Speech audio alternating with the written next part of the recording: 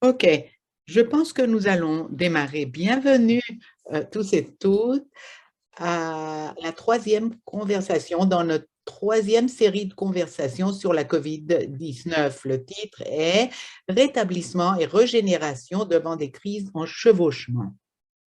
Et aujourd'hui, comme troisième partie de cette troisième conversation, le thème est reconnaître le pouvoir et nous avons des invités exceptionnels à notre table ronde. Je suis euh, Claire Becker et je suis directrice scientifique du CCNDS. Je vais l'animatrice et le CCNDS est situé dans Mi'kmaqui, qui est le territoire ancestral non cédé des peuples Mi'kmaq. Et on se trouve à l'université Saint Francis à Antigonish en Nouvelle-Écosse. Et moi, j'habite et je travaille sur le territoire du traité 1, qui est la terre originale des Anishinaabe, Cree, Oji-Cree, Dakota, Deni, et le foyer de la nation Métis, qui est Winnipeg au Manitoba. Et euh, je suis chez moi depuis la pandémie. Le Centre de collaboration nationale des déterminants de la santé est l'un de 6 centres de collaboration nationale qui sont financés par l'Agence de la santé publique du Canada et vous pouvez voir les 6 qui sont là. Le nôtre est à Antigonish, celui de politique publique est au Québec, celui de méthode et outils est à l'Université McMaster à Hamilton en Ontario. Le CCN de maladies infectieuses se trouve à l'Université du Manitoba, aussi à Winnipeg au Manitoba.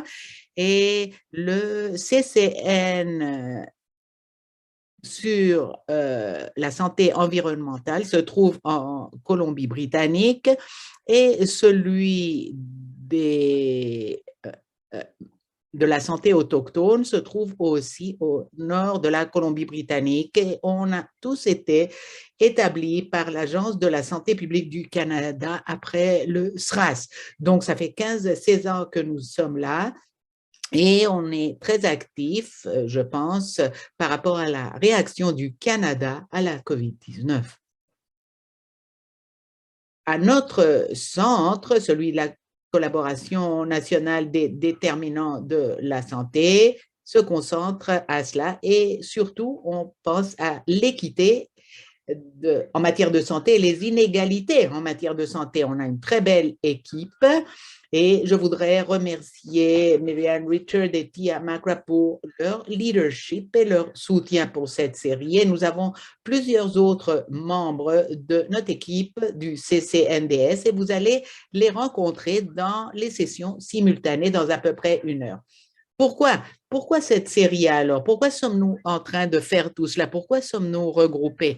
Donc, dans cette troisième série, c'est la troisième série, comme je l'ai dit. La première, on l'a faite au début de la pandémie, je pense qu'au mois d'avril, et on a vraiment analysé la planification, la réaction. 1 an plus tard, on a eu la deuxième série où nous avons analysé la réaction continue et on a développé les choses par rapport au rapport du docteur Theresa Tam en ce qui concerne la pandémie et la réaction à la pandémie de la COVID-19. Donc ici, dans cette conversation, cette série de conversations, on veut vraiment écouter, diriger, reconnaître des systèmes de pouvoir et favoriser le courage et l'espoir pour un système ou des systèmes de santé publique équitables et régénératifs. Et nous espérons qu'à travers ces conversations, ensemble, nous puissions commencer à créer un espace pour une guérison et un rétablissement collectif. Et nous l'avons vu pendant les premières 2 conversations et nous espérons que vous puissiez nous rejoindre à cette pensée et cette conversation collective aujourd'hui. Donc, nous voulons créer donc un espace où nous pouvons écouter, partager, nous connecter. Nous voulons vraiment vous entendre. Et dans cette conversation, en particulier aujourd'hui, dans votre inscription, on vous a posé énormément de questions et on nous a donné beaucoup d'idées. Donc, veuillez utiliser la boîte à clavardage pour vous communiquer avec nous et nous poser des questions. Et je pense qu'on l'a déjà mis dans la boîte à clavardage, mais je veux vous rappeler à voix haute qu'on a de l'interprétation simultanée qui se passe en ce moment. Et si vous regardez au bas de votre écran, vous verrez le mot interprétation ou l'icône sous forme de globe, vous cliquez dessus et vous choisissez la langue dans laquelle vous voulez écouter et cette interprétation vous sera disponible pendant toute la session d'aujourd'hui, la conversation d'aujourd'hui. Du point de vue du bas de l'écran aussi, on a une boîte avec un clavardage et je vois déjà qu'on a 16 réponses là-dedans, mais je vous encouragerai à vous présenter, à dire d'où vous venez, à fournir une reconnaissance territoriale si vous le désirez et à penser aux questions que vous voudriez poser ou les commentaires que vous voudriez contribuer à la conversation à mesure que nous allons de l'avant. On aura aussi un lien à une évaluation qui va arriver juste après le webinaire où vous pourrez offrir votre rétroaction, vos commentaires, vos idées pour des conversations dans l'avenir et des idées par rapport à où nous pouvons améliorer les choses. Et nous voulons vraiment entendre votre rétroaction. Donc, notre thème d'aujourd'hui est reconnaître le pouvoir.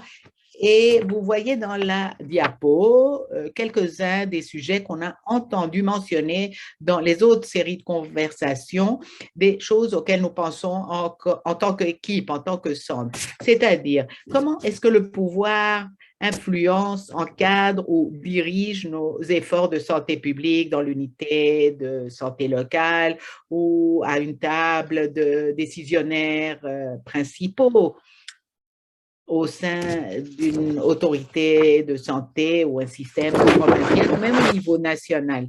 Maintenant, quelles sont les formes que peut prendre le pouvoir et comment reconnaissons-nous notre propre pouvoir, le pouvoir de nos systèmes, de nos équipes, de notre organisme?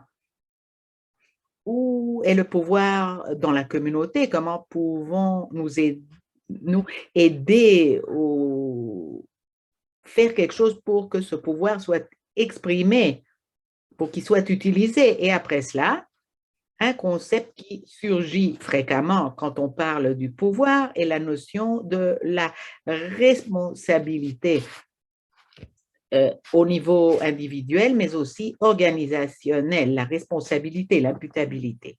Alors, l'équipe du CCNDS va ajouter des ressources dans la boîte à clavardage et on va aussi partager d'autres commentaires. Maintenant, si vous avez une histoire que vous voudriez que nous suivions avec vous, veuillez aussi l'ajouter à la boîte à clavardage et ajouter vos coordonnées pour qu'on puisse le faire. Alors, qui est avec nous aujourd'hui? Vous pouvez voir qu'on a 90 participants, beaucoup d'entre vous travailler en santé publique locale, au niveau provincial ou régional, au niveau d'unité de santé ou bien au niveau de la recherche comme enseignant dans le monde universitaire. À peu près une moitié d'entre vous êtes de l'Ontario, ce qui est assez typique par rapport à la participation à nos conversations. À peu près 50% viennent de l'Ontario, bienvenue, et on a aujourd'hui à peu près 10% qui nous rejoignent dehors du Canada. Donc, on a un groupe international d'orateurs, mais aussi de participants des États-Unis, du Royaume-Uni, de l'Europe et de l'Afrique. Nous avons aujourd'hui plusieurs chercheurs, plus qu'auparavant, et nous voulons les accueillir aussi. Donc, bienvenue tous et toutes. Donc, on a ici l'occasion de vous entendre et juste après notre table ronde qui va se terminer à l'heure, on va passer à des sessions simultanées où notre équipe sera avec vous, deux de nos orateurs au moins seront avec vous et vous aurez l'occasion de parler les uns avec les autres et avec nous par rapport à ce que vous avez entendu et ce à quoi vous pensez. Et si vous pouvez rester avec nous, on va passer à ces sessions simultanées pour à peu près 20 minutes à l'heure. Bon, on a trois invités avec nous aujourd'hui qui viennent de différents antécédents, de différents environnements, donc je pense que la conversation va être très, très bonne. On va parler de leur perspective. Je vais commencer par les inviter à nous donner leur perspective concernant le pouvoir et comment cela se manifeste dans leur travail, mais aussi dans ce qu'ils voient dans les systèmes et niveaux multiples autour d'eux. Au niveau individuel et ensemble, ils vont parler des éléments du pouvoir et au manque d'équilibre dans le pouvoir et comment les inéquités structurelles se manifestent dans des populations en particulier, et cela directement comme résultat du déséquilibre. Et quelle est la relation aussi entre le pouvoir, l'équilibre du pouvoir et la santé au sein des communautés et des populations. Par exemple, l'influence du pouvoir des sociétés sur la santé publique et l'effet sur la communauté et l'organisation de la communauté. Donc, je veux vous rappeler rapidement, comme je l'ai dit, c'est la troisième d'une série de 5 parties, et ceux qui ne peuvent pas rester pour les sessions simultanées doivent partir à l'heure. Nous espérons que vous puissiez nous rejoindre pour les 2 conversations finales de cette série de 5 parties. Le 11 juin, où nous allons explorer la découverte du courage, et puis le 22 juin, par rapport à trouver l'espoir. Les 2 sont un mercredi à midi, heure normale de l'Est, pour ceux qui peuvent nous rejoindre. OK, alors, je vais procéder maintenant à nos questions et je vais vous présenter chacun et chacune de nos orateurs et oratrices. Et donc, après chaque orateur, je vais vous présenter le prochain et je vais commencer donc avec le docteur Jonathan Heller, qui est un boursier principal en matière d'équité en santé au Population Health Institute de l'Université de Wisconsin. Et il est aussi conseil expert, conseil sage chez nous au CCNDS, ça fait un an, et continue avec nous. Il a cofondé, dirigé, après co-dirigé Human Impact Partners, un organisme à but non lucratif dans les États-Unis concentré à apporter du pouvoir à la santé publique pour les campagnes et les mouvements sociaux pour une société juste. Il est aussi le cofondateur et ancien président de la Society of Practitioners of Health Impact Assessment et siège au conseil d'un organisme qui s'appelle Community Change. OK, Tia, je pense que ça va sans les diapos. Maintenant, on peut voir nos gens et nos orateurs. Alors, Jonathan, je vais te présenter et après cela, je vais te poser notre première question. Bon, en fait, je t'ai déjà présenté, donc je vais te poser la première question. Pourquoi est-ce que reconnaître et prendre action sur le pouvoir est quelque chose d'important pour la santé publique, surtout quand on passe au rétablissement et réaffirmation? Et je voudrais ajouter aussi que dans l'inscription, beaucoup de gens ont demandé, alors, vous reconnaissez le pouvoir, vous le voyez, mais alors quoi alors? Que fais-je maintenant? Pourquoi est-ce important, Jonathan? Je te passe le micro. Super. Merci beaucoup, Claire, pour la présentation et pour m'avoir invité à participer à ceci, à votre travail. Je vous appelle d'Oakland, Californie, qui est la terre des Ononis. Et oui, cette question par rapport au pouvoir est quelque chose d'important pour nous. Quand on pense à la pandémie, beaucoup de gens parlent de revenir au normal. Et nous savons que le normal n'est pas suffisamment bon. Nous savons que beaucoup de gens n'étaient pas en très bonne situation avant la pandémie et il nous faut mieux faire pour tout le monde. C'est clair que les déterminants de la santé ont influencé les effets pendant cette pandémie. Les choses étaient inéquitables avant la pandémie et cela a mené à des résultats terribles pour quelques communautés, surtout les personnes de couleur. Et nous ne voulons pas retourner à cela. Ce n'est pas bon, ce n'est le normal n'est pas suffisamment bon. Nous voulons un rétablissement juste. Donc, pour mieux faire, nous devons, je pense, reconnaître que ce n'est pas un accident, qu'on ait une équité, que ce n'est pas inévitable. Historiquement, les inéquités ont été avantageuses pour quelques populations. C'était intentionnel. Par exemple, aux États-Unis, les propriétaires de maisons blanches ont pris avantage des inéquités. Ce n'est pas seulement historique. Aujourd'hui, les gens profitent soit de maintenir d'anciennes inéquités ou d'en créer de nouvelles, que ce soit des actionnaires pour Uber ou Walmart ou des développeurs de logements. Ces gens-là ont du pouvoir et profitent de l'inéquité. Ils ont des gains financiers et autres.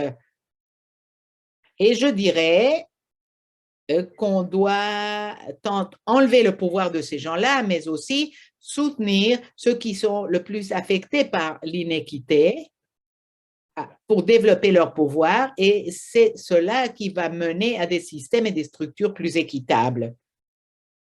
Les gens en santé publique, dirais-je, n'aiment pas penser de trop sur le pouvoir, et s'ils en pensent, ils pensent à cela comme quelque chose de mauvais. C'est l'oppression, c'est l'exploitation, c'est quelque chose qui doit être limité. Mais j'aime beaucoup une citation de Martin Luther King qui a dit que le pouvoir est la possibilité d'atteindre un propos, que ça soit bon ou mauvais, ça dépend du propos. Donc, si notre propos est de faire avancer l'équité raciale et en matière de santé, c'est quelque chose de bon et nous devons nous concentrer à développer le pouvoir. Maintenant, on peut penser au pouvoir de maintes façons, non seulement le pouvoir sur quelqu'un, mais aussi le pouvoir avec, le pouvoir à l'intérieur des choses. On peut penser au pouvoir par rapport à gagner des élections dans une réunion de conseil qui peut affecter les déterminants de la santé. On peut penser à l'ordre du jour. À quoi vote-t-il au niveau provincial ou fédéral? C'est une forme différente de pouvoir. Il s'agit de créer une influence structurée par rapport aux décisions que l'on prend. Et l'on peut penser aussi au pouvoir par rapport à comment les gens pensent au monde, l'individualisme. Que pensons-nous du rôle du gouvernement? Quel est le rôle des marchés? Les gens ont des idées par rapport à ces choses qui mènent à certaines politiques et ils pensent que c'est inévitable, que c'est le sens commun. Et beaucoup de ces idées, en fait, ne sont pas des idées qui mènent à l'équité. Et donc, il faut changer la façon dans laquelle les gens conçoivent le monde, leur vision de monde. Ça, c'est une autre forme de pouvoir. Donc, je dirais qu'on fait déjà beaucoup de ce travail en santé publique, même si on n'y pense pas de cette façon ou même si on ne le reconnaît pas. On utilise une partie de notre pouvoir en santé publique. On écrit des rapports qui affectent les décisionnaires. On arrive aux réunions du conseil de ville. On parle du pouvoir. Et cela peut influencer un vote, on forme des coalitions, on soutient le développement de l'infrastructure parmi ceux qui sont le plus affectés par l'inéquité. C'est une autre forme de pouvoir. Et nous essayons de bouger les gens, de penser à des responsabilités individuelles comme le seul déterminant de la santé à toute une série de déterminants de la santé. C'est une autre forme dans laquelle nous utilisons le pouvoir. Bien évidemment, on peut faire davantage. On peut faire des partenariats avec des groupes communautaires pour élever les voix de ceux qui sont le plus affectés. On peut aider les organisateurs à faire des gains en changement structurel. On peut faire davantage pour changer les récits, comme le modèle biomédical de la santé et les choix personnels. Donc, il existe beaucoup d'autres choses que nous pouvons faire à partir de notre situation actuelle et aller plus à profondeur par rapport à comprendre le pouvoir et que cela guide nos stratégies et nos actions. Merci, Jonathan. Quelle belle façon de commencer notre conversation. Donc, maintenant, je vais vous présenter Matthew Herder. Matthew, et après, je vais passer à la docteure Smita Pakale. Et c'est intéressant parce qu'on va passer de ta perspective vers une perspective de recherche. Et après cela, Smita est dans un centre communautaire de santé à Ottawa. Donc, Matthew est le directeur du Institute, the Health Law Institute à l'Université d'Alousie. Il est aussi professeur agrégé à la faculté de médecine avec une nomination conjointe avec le Schulich School of Law. Dans sa recherche, Matthew utilise l'analyse juridique critique pour étudier comment les lois et les politiques influencent le développement et la réglementation de et l'accès à des technologies biomédicales. Mathieu, mes félicitations, est aussi le titulaire de l'une des 7 chaires de recherche appliquée en santé publique des IRSC récemment nommées. C'est une nomination pour 6 ans, donc je pense qu'on verra et on entendra Mathieu pendant ces 5 ou 6 prochaines années. Alors, Mathieu, tu as une perspective très différente, bien évidemment, mais il y a des choses en commun. Pourquoi est-ce que reconnaître et agir sur le pouvoir est quelque chose d'important pour la santé publique, surtout quand on pense au rétablissement et la régénération d'après la pandémie? Je cherche une approche d'équité et une série d'actions propulsées par l'équité. Je te passe le micro, Mathieu. Merci, merci au centre et merci à tous ceux qui sont venus aujourd'hui. Je vous rejoins de Halifax, comme Claire l'a dit, le territoire non cédé du peuple Mi'kmaq, connu comme Mi'kmaqui. On est tous des peuples en vertu des traités. Je vais mettre les cartes sur la table et malgré le thème de rétablissement, hein, je travaille autour des politiques de médicaments et l'implication côté santé publique. Et malgré des choses remarquables pendant la pandémie, je pense que les inéquités du monde sont devenues pire à cause de la pandémie, surtout en ce qui concerne l'accès à des choses comme les vaccins et les médicaments antiviraux.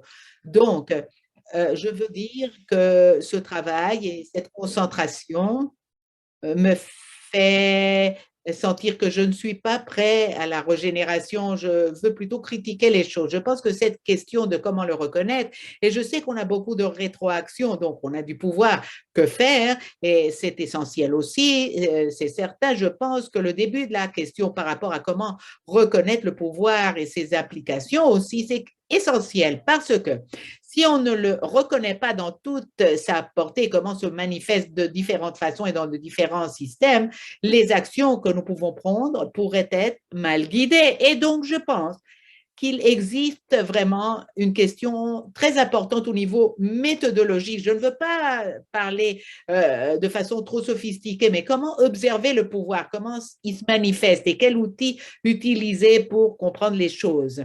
Parce que l'une des choses qui m'inquiète, au moins au niveau conceptuel, est que je pense que beaucoup d'entre nous qui travaillons dans de différentes dimensions de soins de santé, la recherche, etc., avons une très bonne compréhension détaillée de comment cela fonctionne dans notre propre domaine ou organisme, les pouvoirs des gens qui ont du capital et de l'influence, mais on ne voit pas toujours comment cela est en interconnexion avec d'autres systèmes et produit les résultats qui sont si troublants, comme ceux de la pandémie, côté accès aux actifs de santé dont nous avons besoin. Donc, pour moi, ce qui est clé et ce à quoi nous devons penser, c'est peut-être un biais à cause de ma discipline en droit. J'essaie de comprendre comment le droit, non seulement dans les livres, mais les pratiques qui suivent et les institutions de droit qui connectent le côté politique et l'ordre économique, on a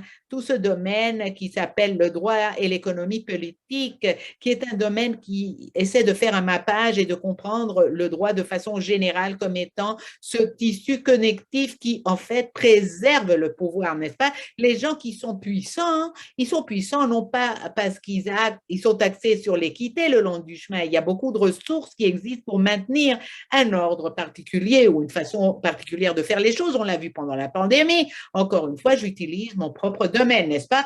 Comment obtenir les vaccins dont nous avons besoin pour nous rétablir? Bon, on se base sur l'industrie et on fait tout ce qu'on peut pour développer ces vaccins le plus rapidement possible. On a obtenu de très bons vaccins, mais avec cet investissement massif du côté de la santé publique, de l'équation et franchement beaucoup de science, non seulement du financement, mais en fait faire le travail en soi, hein.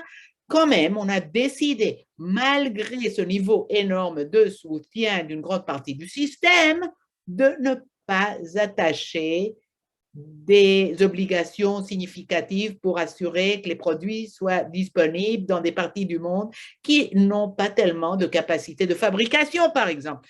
Donc, on voit la reproduction du statu quo et cela est dans un système où les gens disent que la seule façon d'obtenir quelque chose est d'utiliser les incitatifs de marché les plus multiples. Et les tests ou la qualification de ces droits menacent le niveau d'innovation dont nous avons besoin. Donc, je pense qu'en fait, il y a très peu de preuves pour le soutenir, mais comment est-ce que cela se voit manifester nous prévient en fait de poser des questions où on arrête les efforts de plus de 100 pays d'en fait introduire, disons, des très limité par le temps pour produire cette innovation pour qu'une partie de ces médicaments soit disponible dans des parties du monde qui n'ont pas beaucoup d'accès en ce moment.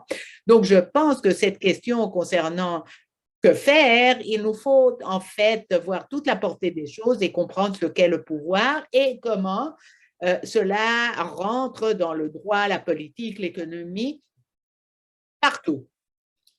Pour passer à la question concernant l'action, je vais te dire plusieurs choses. Le temps se termine.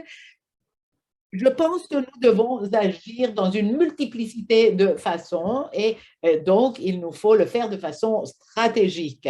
Vous savez que l'intérêt de vouloir préserver le statu quo passe par de différents registres de politique. Donc, concevoir le genre de défi du droit comme étant dans la santé publique et non seulement dans le droit de propriété intellectuelle ou d'autres domaines de politique, ça c'est une erreur. Il nous faut aller à travers les différents domaines et utiliser de la recherche, la défense de droits et la collaboration à travers le tout. Et de façon fondamentale, en se faisant, mes deux dernières idées, une chose comme une partie de la recherche, une partie de ce que nous devons faire est de mettre sur la surface la contribution que Santé publique fait déjà. Par exemple, le labo à Winnipeg qui a développé le vaccin contre l'Ebola qui a été essentiel pour gérer l'éclosion la plus grande d'Ebola en Afrique occidentale. Mais tout le travail, non seulement le côté de la découverte, a été fait dans le secteur public. Donc, cela est un contrepoint dans cette narrative, ce récit par où seulement le secteur privé peut faire ce genre de choses. Donc, il faut faire surgir à la surface la contribution de la science. C'est très, très important. Et c'est une partie des stratégies que nous devrions utiliser. Du côté des processus, seulement pour conclure, je pense que nous devons travailler incessamment pour et est axé sur le privilège de l'expert. On a échoué dans le domaine de politique dans lequel je travaille du point de vue des pays riches qui pourraient agir et être de bons citoyens au niveau mondial. Je ne pense pas qu'on ait suffisamment de fortitude ou d'intérêt pour d'autres parties du monde et supposer qu'on va découvrir des solutions pour faire des changements dans des pandémies de l'avenir. Donc, il faut axer nos efforts et travailler pour être des alliés avec d'autres personnes qui font du travail de perturbation essentiel sur le terrain. Je vais arrêter là et je suis désolée si j'ai dépassé mon temps.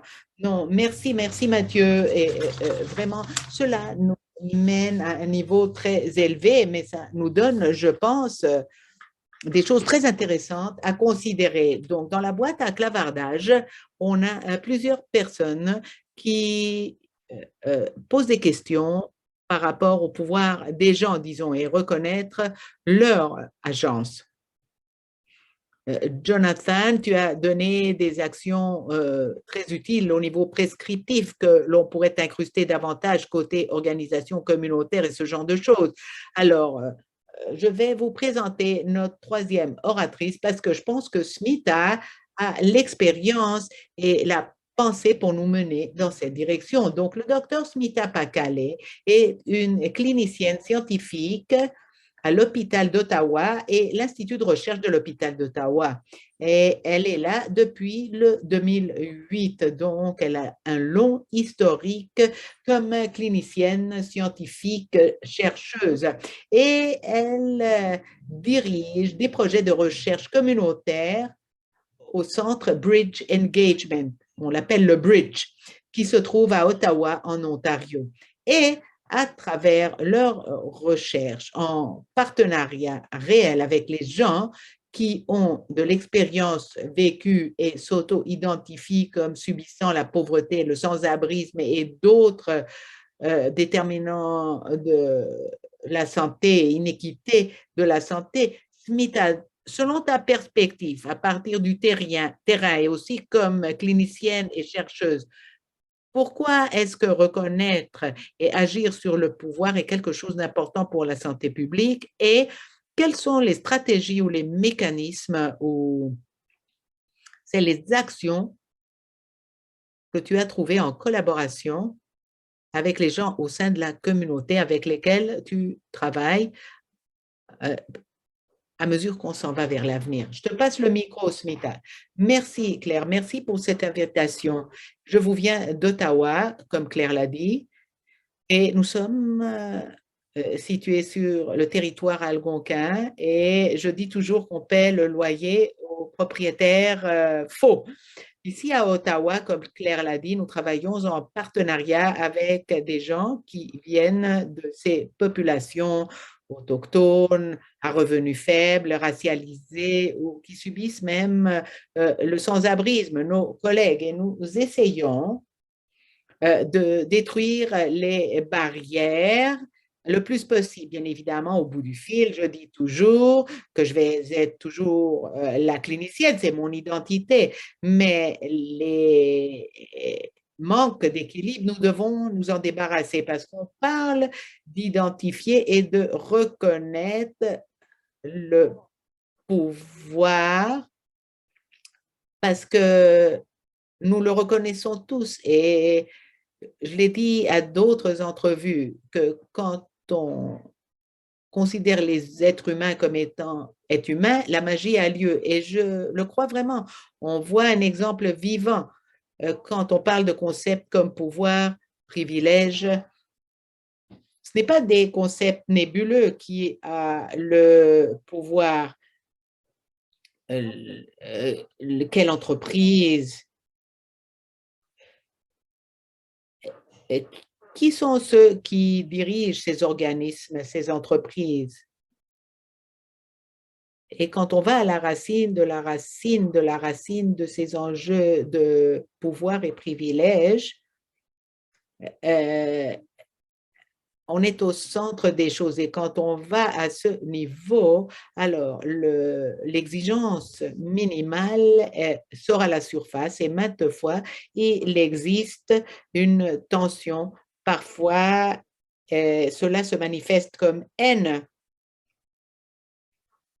On a le genre, le sexe, la race, la caste, la classe, et après cela, cela se voit manifester au niveau de l'entreprise, de l'organisme. Et quand on voit qui est capable de la haine, celui-là aussi a les semences de la compassion, de l'amour, de la gentillesse de laquelle on parle, ou la joie, qui est la joie réelle quand on voit la participation réelle de cette personne qui n'aurait pas pu faire cela hier, mais comme l'on croyait à cette capacité inusuelle, on a cette joie véritable, mais on doit avoir l'équanimité. Et l'équanimité est un concept qui a commencé chez le Bouddha. C'est ce équilibre qui est déséquilibre qui est parti, cette haine qui est partie, et cela est fondé seulement sur la compassion. Et la compassion n'est pas les soins. Il ne faut pas confondre la compassion avec les soins. La compassion est quelque chose au-delà de cela. On est tous capables de cela. On a tous des semences de compassion, de joie sympathique si on a des semences d'amour et de gentillesse et cela va culminer dans l'équanimité. Et on voit les exemples de tout cela au The Bridge où l'on croit au pouvoir réel de la personne et on traite les humains comme êtres humains. Quand on traite les êtres humains comme êtres humains, la magie a lieu. Et les gens, littéralement, de la rue sont nos collègues. Ils sont les chercheurs pairs communautaires. Ils font le recrutement, le consentement. Ils font tous les tests, toutes les mesures relatives à l'étude. Ils sont impliqués à la mobilisation des connaissances. Ils sont impliqués à d'autres choses. Et ce pouvoir donné à cette personne, quand on le donne, on reconnaît alors et on admire et on leur donne ce privilège pour agir et on voit la magie qui a lieu et il faut reconnaître les semences afin que le changement ait lieu au niveau de l'organisme, de l'entreprise, au niveau national et seulement là, le changement aura lieu. Et je vais arrêter là, Claire. Merci.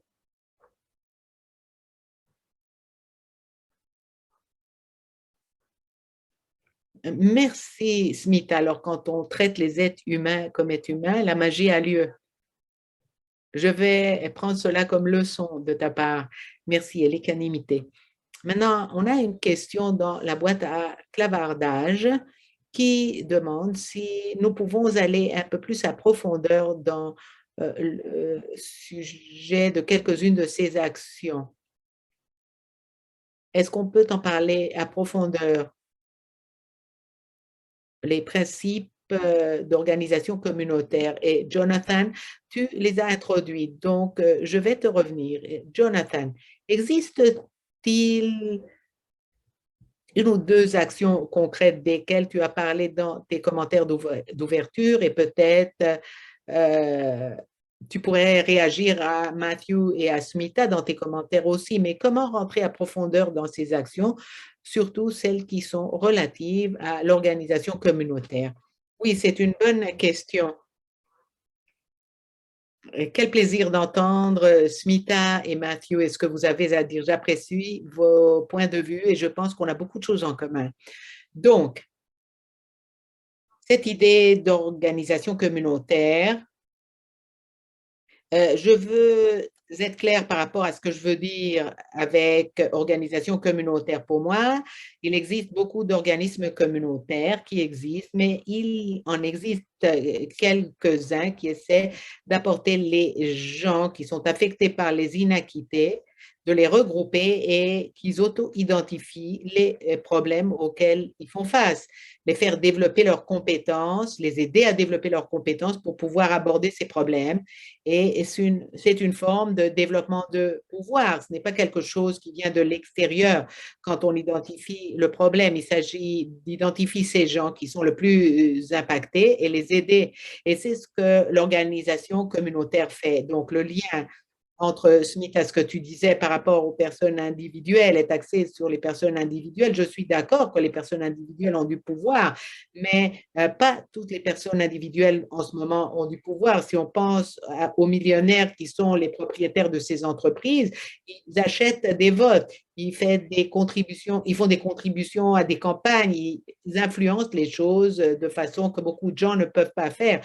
Et beaucoup d'entre nous n'avons pas ce genre d'argent de pouvoir. Donc, pour moi, la réponse à cela est le pouvoir des gens et c'est ce que fait l'organisation communautaire. Elle regroupe les communautés le plus impactées par les choses pour les aider à développer leur pouvoir. Et c'est là où rentre l'action côté santé, selon moi. On peut soutenir les communautés à faire l'organisation. On peut changer nos propres processus de prise de décision pour des décisions sur lesquelles on a du contrôle. On peut changer l'aspect des choses. On peut changer qui est impliqué à ces décisions. On peut même semer du pouvoir ou prendre des décisions ensemble avec ces communautés.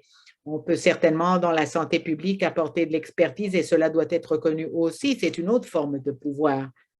Mais il nous faut apporter la voix de la communauté. Dans ma situation, on a des choses où l'on n'a pas de contrôle au sein de la santé publique et dans ces cas-là, il nous faut travailler avec les communautés pour soutenir leur développement du pouvoir et utiliser nos ressources, qu'il s'agisse de notre recherche ou de notre capacité d'organiser des réunions, le fait que la santé publique, maintes fois, est considérée comme quelque chose de positif par beaucoup de gens, au moins cela était le cas au passé.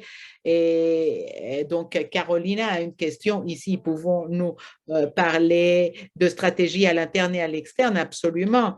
Il existe des choses que la santé publique peut faire. On a accès aux décisionnaires, on a notre recherche, on peut travailler de l'intérieur pour faire du changement et travailler avec des groupes d'organisations communautaires à l'extérieur qui peuvent faire des choses qu'on ne peut pas faire. La mise de pression, la défense de droits, chacun d'entre nous avons des rôles et des compétences et on peut faire une collaboration en coulisses, pas forcément de façon publique, pour qu'on ait tous, pour qu'on apporte tous nos compétences et nos habilités pour résoudre ces problèmes et développer le pouvoir communautaire et changer des structures et des décisions importantes. Merci. Et Carolina est un membre de notre équipe au CCNDS. Merci pour ta question, Carolina.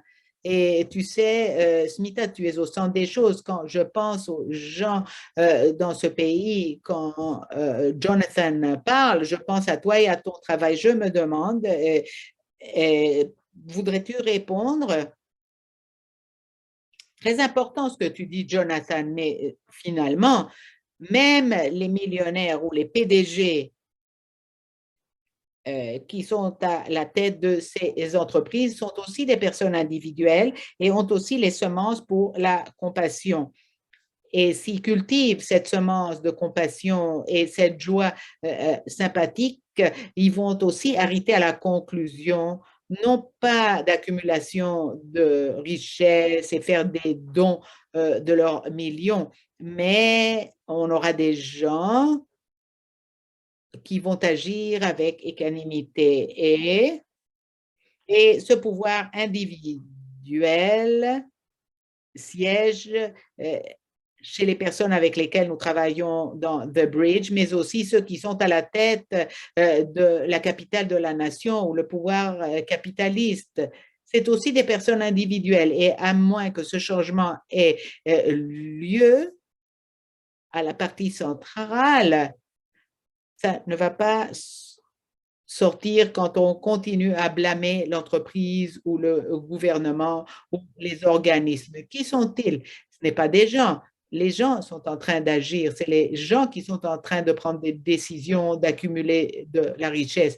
Et ce changement au niveau individuel doit avoir lieu. Ce n'est qu'alors que le changement aura lieu. Sinon, il n'aura pas lieu. Merci, merci, Smita. Donc, ils sont des êtres humains aussi, c'est ce que tu es en train de dire. Donc, on a le niveau humain. On a une question dans la boîte à clavardage sur une histoire où l'on a eu en fait un changement de pouvoir. Et je pense que Mathieu, tu pourrais parler de cela. Je te passe le micro. Pendant la pandémie, j'ai été impliquée à des efforts de réduction des méfaits pour des gens qui utilisent des drogues et une partie de ce qui les inquiétait était comment avoir accès à des choses que nous consommons de façon quotidienne quand la distanciation sociale est là et on ne peut pas voir nos médecins. On a eu des changements de politique par rapport aux ordonnances, etc. Mais cela a illustré le fait qu'on a besoin d'un approvisionnement sécuritaire pour les personnes qui utilisent les drogues. Donc, on a commencé ce projet avec des gens dans la communauté. Ils ont façonné les questions. On a changé complètement notre méthodologie qui allait être de faire une révision de la littérature et on l'a fait en même temps avec un conseil consultatif qui a dépacté les résultats de la littérature et a critiqué les approches. Notre formation, comme des chercheurs académiques, a lieu de cette perspicacité que les vrais experts. Mais dans le cours de ça, de vraiment partager avec notre solution, une autre, ce qu'on avait trouvé avec des personnes qui font les décisions et ce que la communauté a amené, ça a été vraiment d'évoluer dans une discussion avec des personnes qui font les politiques et d'autres chercheurs. Est-ce qu'on peut-être ne pas dire de le voir avant comme approvisionnement, parce qu'on parle des drogues ici. Donc, c'est pas qu'il n'y a pas de risque du tout.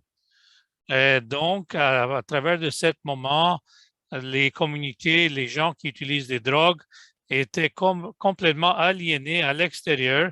C'était quelque chose, un événement qui veut les détourner.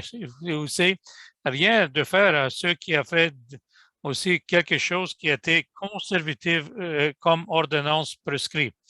Mais de faire le temps, peut-être parler peut-être un peu différent, au lieu juste de tout le temps parler de cet engagement et cette, si vous voulez, riffage qu'elle appelle. Donc, le mot qu'on avait utilisé n'était pas problématique, mais des mots techniques aussi de développer la confiance et apprendre à travers des personnes où les nécessités de ces personnes étaient, nous sommes responsables d'adresser. Donc, le temps qui est requis aussi de vraiment donner un temps, travailler avec des organismes de communauté, et souvent, pense que les personnes n'ont pas ce temps-là. Donc, merci pour cet exemple. Laisse-moi essayer. Smina, peut-être un petit réplique contestée ou de renchérir. Exactement. Vous avez dit que cet engagement est important, hein, de parler aux personnes au terrain. C'est vraiment, ça prend beaucoup de temps et beaucoup des effectifs, mais très vraiment, vraiment important en même temps. Beaucoup de fois, je parle à mes collègues de cherche de cette, ils vont analyser les données, ils vont publier, et ça, c'est la vérité. Pour moi, quand je suis au pont, et les personnes sont à cette tour d'ivoire qu'elle appelle, ça, c'est déjà est vraiment une récompense. À chaque jour, c'est une récompense. Quand ils sont là au pont, c'est pas qu'ils ne sont pas engagés, parce que beaucoup de personnes sur ce pont-là, les personnes, la police les connaît très bien par le prénom. Coupables avant même vraiment de sortir de leur propre maison. Les personnes qui tombent dans les démêlés à cause qu'ils ne sont pas de la bon côté de la rue. Ça, c'est une ville capitale d'un pays riche.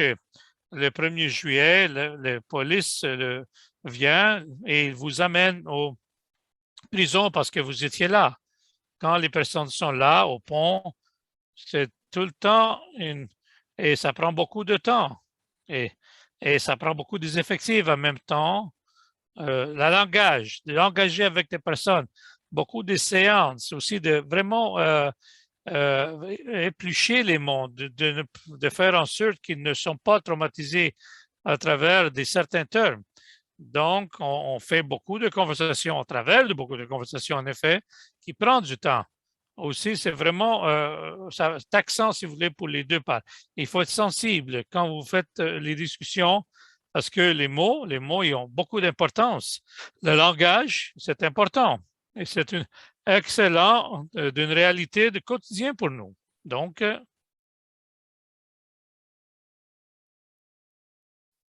vous voulez que je commence, Claire? Est-ce que vous voulez donner une réplique, Mathieu, à ça?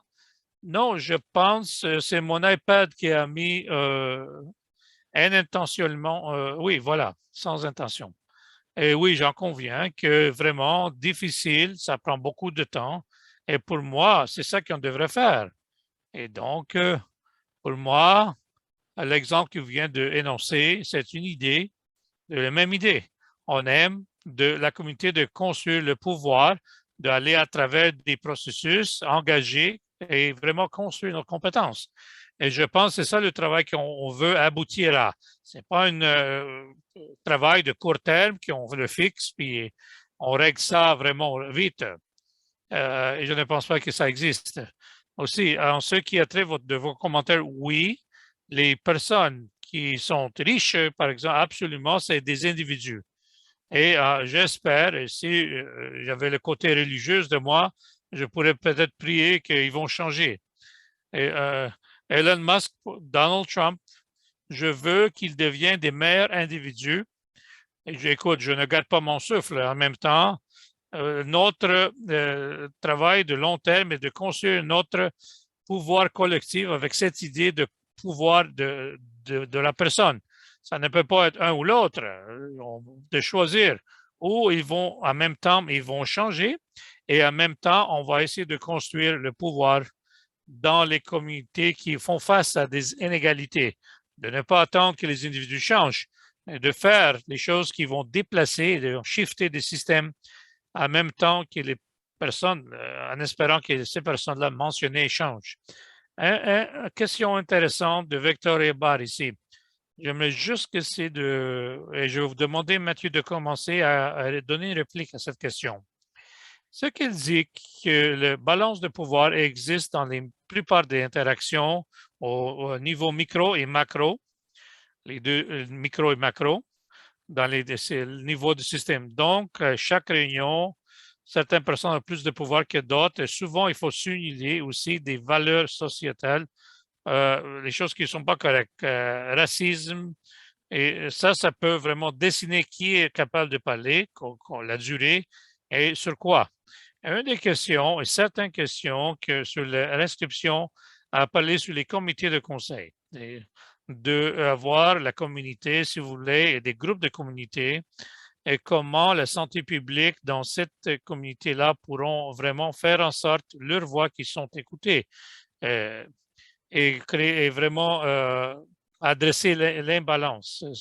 Comment on pourrait vraiment améliorer cette reconnaissance de la santé publique de ce qui se passe quotidiennement à chaque niveau. Mathieu, vous avez eu une opportunité à des niveaux très hauts.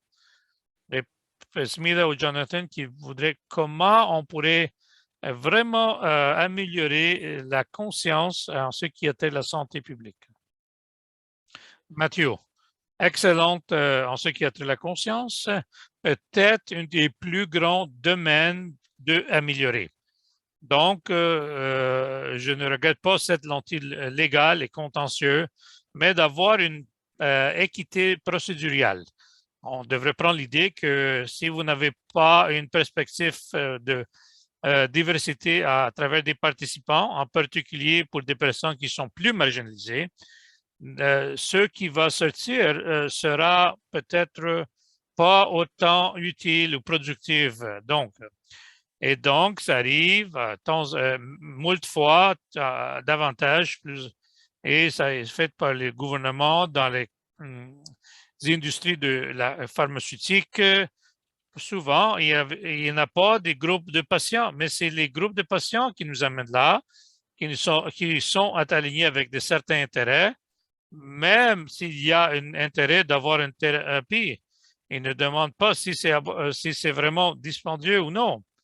Et honnêtement, moi, je n'ai pas vu beaucoup d'amélioration en ce qui a trait ça dans mon département. C'est l'exception, pas la règle. Et quand on parle sur les processus de quotidien, une commission royale pourrait aller faire le tour du pays, oui, ça c'est clair. Et ils cherchent de consulter, mais comment il faut vraiment comprendre l'idée d'une partie prenante? Mais beaucoup de travail qui se passe est vraiment dessiné par des personnes qui ont des ressources de vraiment se présenter et aller à Ottawa. Un grand problème là. Il y a un excellent livre, qu'est-ce qui se passe au niveau de base, grassroots. Et voilà, j'ai rentré dans un espace critique quand j'ai pensé en ce qui a trait le pouvoir, distribuer et redistribuer le pouvoir. Qu'est-ce qui arrive avec le groupe de patientes? Et avant, il était plus orienté vers le groupe de base. Et je ne me souviens pas le nom. Advocacy Inc., Défenseur Incorporation, et comment la perception a changé avec le temps et comment l'État ne donne pas le soutien avec des participants, à la diversité de ces participants. Voilà, il faut penser à ces individus et participants individus dans les réunions, mais il laisse certaines personnes juste d'être là. Merci pour cette réponse. Smida, une réponse ici, je le dirige vers vous. C'est quoi l'ordre du jour en arrière de cet engagement communautaire, la collaboration? On a écouté beaucoup de ça aujourd'hui. A-t-il une heure de jour qui est donnée par des personnes qui sont dans la cadre, en des positions plus hautes? Si c'est vraiment d'être poussé par la communauté, comment on va le faire, cet aspect-là? Comment on va l'aborder, entamer et aboutir là? Et je vous demande comment vous faites ça au Bridge. Oui, merci beaucoup pour avoir vraiment profilé les procédures. C'est les politiques et les procédures. Les deux sont importants. Les personnes dans la santé publique réalisent que la politique devrait changer en premier lieu et après ça, pour la procédure de prendre lieu. Un exemple simple.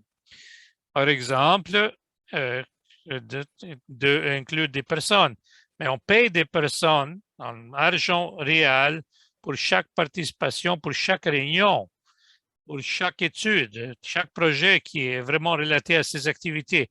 On fait ça, on réalise ça, on devrait vraiment enfreindre beaucoup des règles et vraiment faire un peu de pression et vraiment tourner beaucoup des poignets. Donc, les personnes ont dit moult fois qu'ils vont aller avec une carte cadeau. La personne le regarde comme ils ont dérobé d'une place à l'autre. Donc, on a décidé vraiment tôt, on va payer l'argent en monnaie, en cash, si vous voulez, aux participants et de créer notre propre politique et parler au cadre qui est plus nouveau, au comité d'éthique et aussi dans notre organisation de recherche pour le faire vraiment venir. Maintenant, avec Santé Canada, on parle à l'interne, à l'externe. Donc, oui, je vais venir, mais je ne parle pas seul.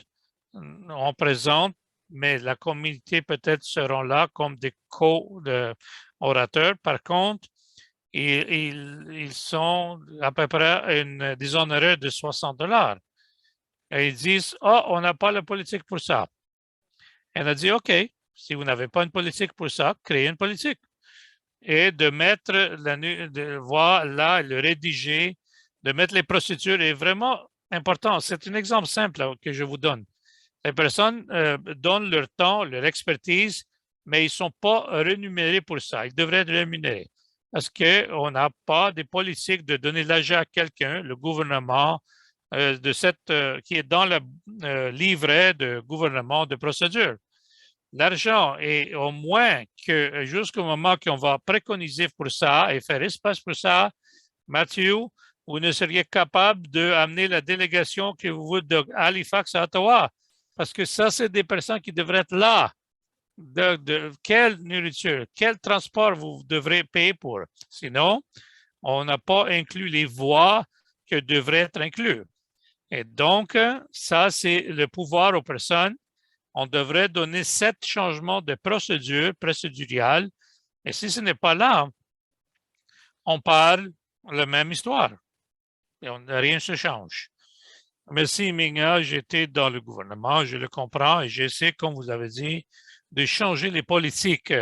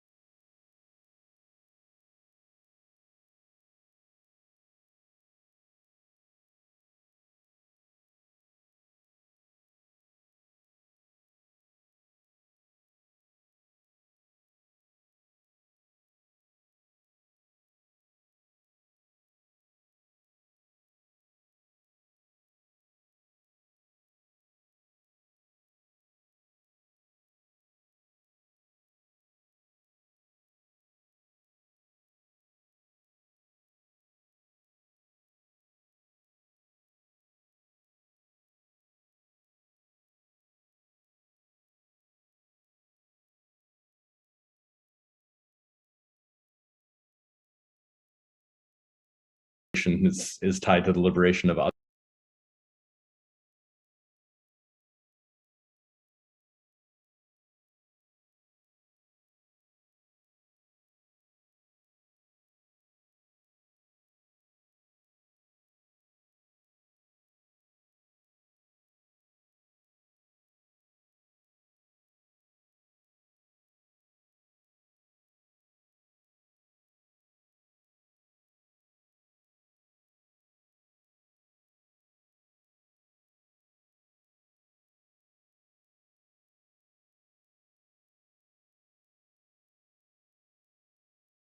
To power.